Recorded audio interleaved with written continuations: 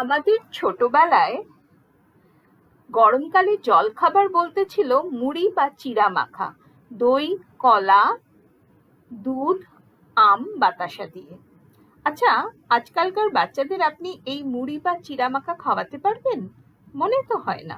তাই যুগের সঙ্গে তাল মিলিয়ে এসব পুরনো খাবারে একটু টুইস্ট দিয়ে বানিয়েছি আজকের রেসিপি। ভয়ঙ্কর গরমে প্রাণ ঠান্ডা করা দুটি ফ্লেভারের চিড়ার ডেজার্ট, যা খুব সহজেই বানিয়ে নিতে পারবেন। পেট ঠান্ডা করার সঙ্গে সঙ্গে ভরবে মনও। নমস্কার বন্ধুরা, অ্যাপেটাইটের আরেকটি নতুন পর্বে আপনাদের সবাইকে স্বাগত। তাহলে চলুন শুরু করা যাক। এখানে আমি নিয়ে নিয়েছি এক বাটি চিড়ে, টক দই, বাতাসা, বেশ কয়েকটি পাকা কলা আর একটা পাতি লেবু। প্রথমে কলার খোসাটা ছাড়িয়ে টুকরো করে কেটে নেব। বেশ কলা দিয়েও যেমন তৈরি করা যায়, সেরকম বেশি পেকে যাওয়া কলা দিয়েও কিন্তু এই ডেজার্টটি তৈরি করা যাবে। ঘন্টাখানেক ফ্রিজারে রেখে কলাটাকে আমি জমিয়ে নেব, যাতে ব্লেন্ড করার সময় এটা একদম আইসক্রিমের মতো টেক্সচার তৈরি করে। এখানে আমি পাতলা চিড়া নিয়ে নিয়েছি। আপনি পাতলা বা মোটা যে ধরনের চিড়া আপনার কাছে থাকবে সেটা দিয়েই কিন্তু এই ডেজার্টটা বানাতে পারবেন। চিড়াটাকে জল দিয়ে ধুয়ে ভালোভাবে পরিষ্কার করে নিতে হবে। যদি চিড়াতে কোনো নোংরা থাকে সেগুলো ফেলে দিতে হবে। এবারে চিড়েটাকে ভালোভাবে শুকিয়ে নেব। অপরদিকে একটা ব্লেন্ডিং জার নিয়ে প্রথমে শুকিয়ে যাওয়া চিড়াটা আমি দিয়ে দিচ্ছি।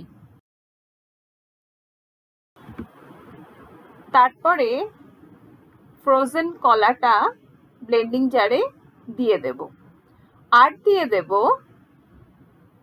টক দই। এখানে আমি কিন্তু 100 গ্রামের মতো দই নিয়েছি। আপনি চাইলে মিষ্টি দইও ব্যবহার করতে পারেন। অল্প কিছুটা পাতিলেবুর রস এবারে ব্লেন্ডিং জারে চিপে দিয়ে দিচ্ছি।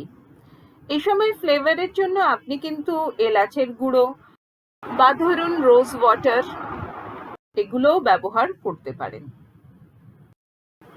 ডেজার্টটাকে হেলদি করার জন্য এরপরে দিয়ে দেব 1 চামচ মধু আর বাটিতে নেওয়া 1 বাটি বাতাসা। ডেজার্টটাকে মিষ্টি করার জন্য আপনি কনডেন্স মিল্ক, চিনি বা মিশ্রিও ব্যবহার করতে পারেন। আসলে লেবু আর দই দুটোই টক, তো ওটাকে তো ব্যালেন্স করতেই হবে অল্প কিছুটা মিষ্টি দিয়ে। আর এখানে দিয়ে দেব প্রায় 1.5 কাপের মতো ঠান্ডা দুধ। এখানে কিন্তু জাল দেওয়া ঠান্ডা দুধই ব্যবহার করবেন। ব্যাস, এই দিয়ে এবারে আমি এটাকে ভালোভাবে ব্লেন্ড করে নিয়ে আসছি। দেখুন সুন্দরভাবে এটা ব্লেন্ড হয়ে গেছে। আচ্ছা, এটার কনসিস্টেন্সি আপনি আপনার পছন্দ মতো করতে পারেন।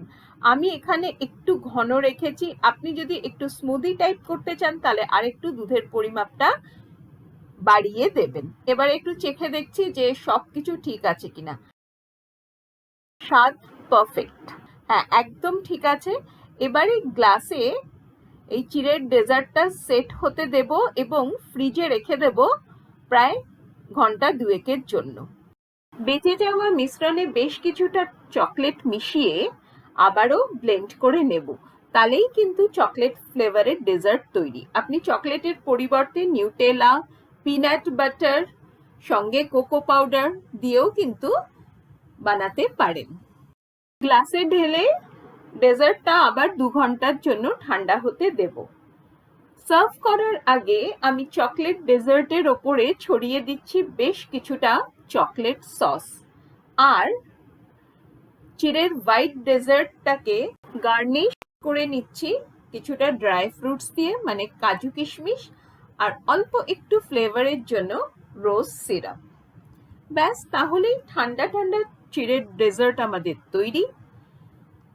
অফিস যাওয়ার সময় বা অফিস থেকে ফিরে, বাচ্চারা টিউশন থেকে ফিরে কিন্তু এটা এনজয় করতে পারে।